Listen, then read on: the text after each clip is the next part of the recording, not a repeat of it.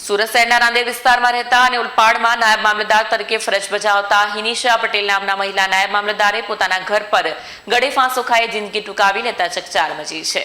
સુરત શહેરના રાંદેર વિસ્તારમાં રહેતા અને ઉલપાડમાં નાયબ મામલતદાર તરીકે ફરજ બજાવતા હિનિશા પટેલ નામના મહિલા નાયબ મામલતદારે પોતાના ઘર પર ગળે ફાંસો ખાઈ જિંદગી ટૂંકાવી લેતા ચકચાર મચી છે। ઘટનાની જાણ થતાં હોસ્પિટલ પર મહેસૂલ વિભાગના કર્મચારીઓ ઉમટી પડ્યા।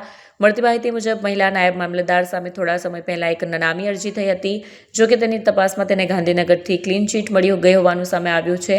આત્મહત્યા પાછળનું કારણ અકબંધ હોય પોલીસે વધુ તપાસ હાથ ધરી છે। પતિ પત્ની બંને એક જ કચેરીમાં ફરજ બજાવતા હોય આજે સવારે ઓફિસે નીકળતી સમયે પતિ કેતન પટેલ નીચે કાર લેવા ઉતર્યા હતા, પરંતુ પત્ની નીચે ના આવતા કેતન પટેલ ઉપર જઈ ચેક કર્યું તો હિનિશા પોતાના બેડરૂમમાં ગળે ફાંસો ખાધેલી હાલતમાં મળી આવી હતી। મૃતક અને તેમના પતિ બંને અગાઉ રેવન્યુ તલાટી તરીકે ફરજ બજાવતા હતા અને વર્ષ 2023માં બંનેએ પ્રમોશન મેળવી નાયબ મામલતદાર તરીકેનો હોદ્દો સંભાળ્યો હતો। મળતી માહિતી મુજબ થોડા સમય પહેલા હિનિશાબેન સામે જમીન મામલે એક નામી અરજી કરવામાં આવી હતી, જો કે ગાંધીનગર ખાતે થયેલી તપાસમાં તેમને નિર્દોષ જાહેર કરી ક્લીન ચીટ આપી દેવામાં આવી હતી। તેમ છતાં શું આ બાબતનું કોઈ માનસિક દબાણ હતું કે અન્ય કોઈ કારણ તે દિશામાં રહસ્ય ઘેરાયું છે। પોલીસ હવે મૃતકનો મોબાઈલ ફોન કબજે કરી તેના કોલ ડિટેલ્સ અને સોશિયલ મીડિયાની તપાસ કરશે।